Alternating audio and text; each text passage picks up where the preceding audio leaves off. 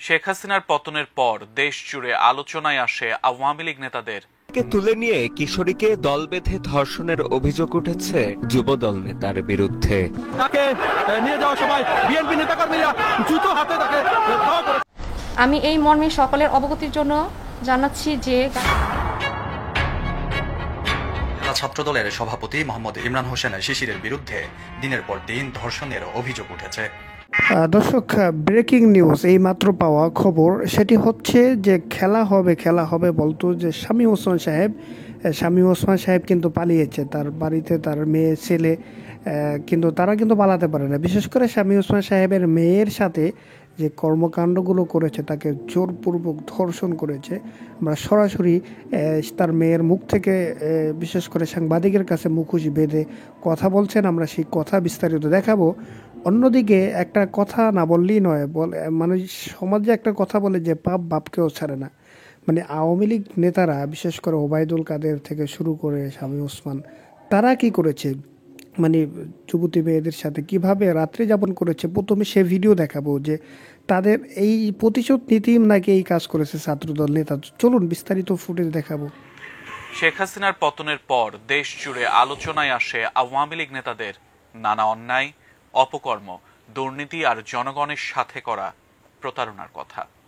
অবৈধ সম্পদ অর্জন থেকে শুরু করে দুর্নীতির মাধ্যমে কোটি কোটি টাকা পাচারের তথ্যও ফাঁস হয়েছে এরই মধ্যে। শুধু তাই নয়, নারী কেলেঙ্কারিতেও উঠে এসেছে অনেক নেতার নাম। গুঞ্জন আছে নায়িকা জাহারা মিতুর স্পর্শ ছাড়া নাকি ঘুমাতেন না ওবায়দুল কাদের। আবার শেখ সেলিমের সঙ্গে নাকি নায়িকা নিপুণের অবৈধ সম্পর্ক রয়েছে। এসব আলোচনা সমালোচনার মধ্যেই এবার নেতাদের অপকর্ম নিয়ে বিস্ফোরক মন্তব্য করলেন যুব মহিলা লীগের এক নেত্রী। কি বললেন তিনি, জানাচ্ছেন বিস্তারিত সহকর্মী এসআই রাজ। গত 5 আগস্ট ছাত্র জনতার বিক্ষোভের মুখে ক্ষমতাচ্যুত হয় আওয়ামী লীগ সরকার। এরপর দলটির নেতাদের অনেকে দেশ ত্যাগ করতে পারলেও সিংহভাগই রয়েছেন আত্মগোপনে, আবার অনেকে গ্রেপ্তারও হয়েছেন। এরই মধ্যে দলটির তৃণমূল পর্যায়ের নেতা নেত্রীদের নামেও মামলা হচ্ছে। তাদেরই একজন ব্রাহ্মণবাড়িয়া যুব মহিলা লীগের সহসভাপতি উম্মে হানি সেতু। শেখ হাসিনা পালানোর পর তার নামে 3টি মামলা হয়েছে। নিজ সন্তানদের রেখে এখন পালিয়ে বেড়াচ্ছেন তিনি। ডিজাইন, এলিগেন্স, বিউটি, সেরা পণ্য সবার জন্য জেভিকো। সম্প্রতি সেতুর একটি ভয়েস রেকর্ড সামাজিক যোগাযোগ মাধ্যমে ভাইরাল হয়েছে। সেখানে তিনি আওয়ামী লীগ নেতাদের বিরুদ্ধে গুরুতর অভিযোগ করেছেন, জানিয়ে চলছে ব্যাপক আলোচনা সমালোচনা। ভয়েস রেকর্ডে দলের নেতাদের নারী নেত্রীদের প্রতি কেমন মনোভাব থাকত তা নিয়ে কথা বলেছেন যুব মহিলা লীগের এই নেত্রী। এছাড়াও নানান বিষয় নিয়ে ক্ষোভ প্রকাশ করেন তিনি। ভাইরাল ওই ভয়েস রেকর্ডে আওয়ামী লীগ নেতাদের বিরুদ্ধে গুরুতর অভিযোগ করে সেতু বলেন, দল করেছি কিন্তু কখনো ভালো জায়গায় রাখেনি। নেতারা বাঁকা করে তাকিয়েছেন, কেন তাকিয়েছেন সেটাও বুঝি। আমার 16 মাসের একটা ছোট বাচ্চা আছে, ওই বাচ্চাটাকে ফেলে আমি আপনার ঢাকা চট্টগ্রাম পরে আছি। একটা মানুষ আমার বাসায় খবর নেয় না যে আমার ছোট 3টা বাচ্চা কি খায়, বাচ্চাগুলা কি করে, বাসায় কে আছে না আছে, বাজার আছে কিনা, একটা মানুষ ফোন দিয়ে পর্যন্ত খবর নেয় না। তাতেও কোনো দুঃখ নাই। দল করছি, কখনোই ভালো জায়গায় রাখিনি। হিংসা, বিদ্বেষ, জেলাস, এভাবে তাকানো, বাঁকা করে তাকানো না, তারা এইভাবেই তাকাইছে। কেন তাকাইছে সেটাও বুঝি। দেখতে যথেষ্ট সুন্দরী, ওই বিস্তৃত আর না। হ্যাঁ, কোন নেতা কোন দৃষ্টিতে তাকাইছে? কখনোই বোনের সম্মান দেয়নি, কখনোই মেয়ের সম্মান দেয়নি। সবসময় আমাদেরকে ভোগের পণ্য ওনারা মনে করতো। যেই মেয়ে শরীরে ওনারা হাত দিতে পারতো, ওরেই ভালো জায়গায় নিয়ে রাখতো। বাংলা কথা বলি, কারণ বাংলা কথাগুলো এখন না বললে নাই হবে। এই নোংরা নেতাগুলার কারণে আজকে বাংলাদেশ আওয়ামী লীগ ধ্বংস হয়েছে। শুধু ইউনিয়ন লেভেল, উপজেলা লেভেল, জেলা পর্যায়ে না, সেন্ট্রাল পর্যন্ত আজকে কত নোংরা নোংরা খবর আসতেছে। হ্যাঁ, সেন্ট্রাল নেতারা বড় বড় নায়িকাদেরকে রাতের উইং নিয়ে রাখতো। এগুলা করে করে আল্লাহর গজব নাজিল করছে বাংলাদেশ আওয়ামী লীগের উপরে। আর ব্রাহ্মণবাড়িয়া জেলার মধ্যেও আমাদের অনেক নেতাদের সান্নিধ্যে অনেকেই ছিল, যারা ছিল তাদের উপরে কোনো রকম প্রবলেম হয়নি। কিন্তু আমরা যারা অবাধ্য ছিলাম ওনাদের কথা শুনিনি, আজকে আমরাই মামলা খাইছি। Voice record. হ্যাঁ দর্শক, ইতিমধ্যে আপনারা যে ভিডিও ফুটেজ দেখতে পেয়েছেন, এই ভিডিও সম্পর্কে অবশ্যই আপনাদের মতামত জানাবেন। তবে আরও একটা ভিডিও আছে, এই ভিডিওটা আমরা আপনাদেরকে সংক্ষেপে দেখাবো। সেটা না দেখলে এই ঘটনার মূল বিষয়টা আপনাদের বুঝতে কষ্ট হবে। তো চলুন দর্শক।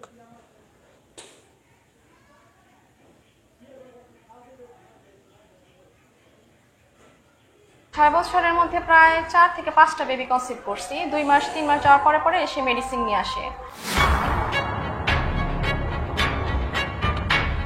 গাজীপুর জেলা ছাত্রদলের সভাপতি মোহাম্মদ ইমরান হোসেন শিশিরের বিরুদ্ধে প্রবাসীর মেয়েকে বিয়ের প্রলোভন দেখিয়ে দিনের পর দিন ধর্ষণের অভিযোগ উঠেছে। অভিযুক্ত ইমরান হোসেন গাজীপুর জেলা ছাত্রদলের সভাপতি। ভুক্তভোগীর অভিযোগ, ইমরান হোসেন শিশিরের সঙ্গে 6 বছর আগে পরিচয় হয় তার, পরে প্রেমের সম্পর্ক। সেই সূত্র ধরে বিয়ের প্রলোভনে বিভিন্ন স্থানে ঘুরতে নিয়ে শারীরিক সম্পর্ক করেছেন শিশির। গত 6 বছরে তারা একসঙ্গে কক্সবাজার সহ বিভিন্ন রিসোর্ট এবং ভারতে ঘুরতে যান। ইন্ডিয়া গেছি 9 দিন ছিলাম, আর কক্সবাজার কিছুদিন পর পরই কক্সবাজার যাওয়া হয়। ওই সময়কার আবাসিক হোটেল ও বিভিন্ন রিসোর্টে অবস্থানকালীন সময়কার একান্ত ভিডিও এবং খুবই ঘনিষ্ঠ কিছু ভিডিও কালের কণ্ঠের হাতে এসে পৌঁছেছে।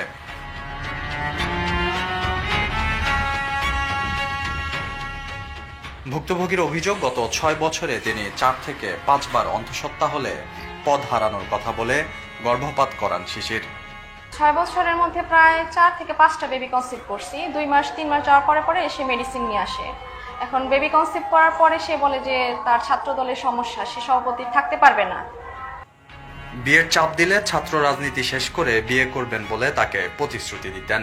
কিন্তু গত 5 আগস্ট আওয়ামী লীগ সরকার পতনের পর শিশির ভুল পাল্টে ভুক্তভোগীর সাথে যোগাযোগ বন্ধ করে দেন। এখন প্রথমে বলছে যে বিয়ে করবে, এখন সে ছাত্র দলের সভাপতি থাকা সত্ত্বে বিয়ে করতে পারবে না। কমিটিটা শেষ হলে বিয়ে করবে, কিন্তু গত 5 আগস্টের পর থেকে সে যোগাযোগ করে না। শিশিরের ক্রমাগত হুমকির ফলে নিরাপত্তাহীনতায় ভুগছেন বলে দাবি এই নারীর। তারপর আমি সেন্ট্রালে গেছি, সেন্ট্রালে কথা বলছি সভাপতির সাথে। এখন ওইখান থেকেও বলছে যে মীমাংসা করার জন্য এটা, কিন্তু সে আমার সাথে কোনোভাবেই যোগাযোগ করতেছে না, উল্টা আমাকে হুমকি দিতেছে, ফ্রেন্ডরাও দিতেছে, বলতেছে যদি আমার বাড়িঘর ভাঙবে, ওর বাসা আমার বাসা খুব কাছাকাছি, বলতেছে যদি আমি বাড়াবাড়ি করি তাহলে এটা ভালো হবে না। দর্শক, আপনারা ইতিমধ্যে যে ভিডিও ফুটেজ দেখতে পেয়েছেন, আপনাদের মতামতগুলো অবশ্যই আমাদেরকে জানাবেন। আপনারা মানে এখানে রুমিন ফারহানার যে বিষয়টা, এখানে আমরা না বললেই নয়, যেখানেই অন্যায়, যেখানেই অপরাধ, সেখানেই রুমিন ফারহানার বলিষ্ঠ কণ্ঠস্বর আমরা শুনতে পাচ্ছি।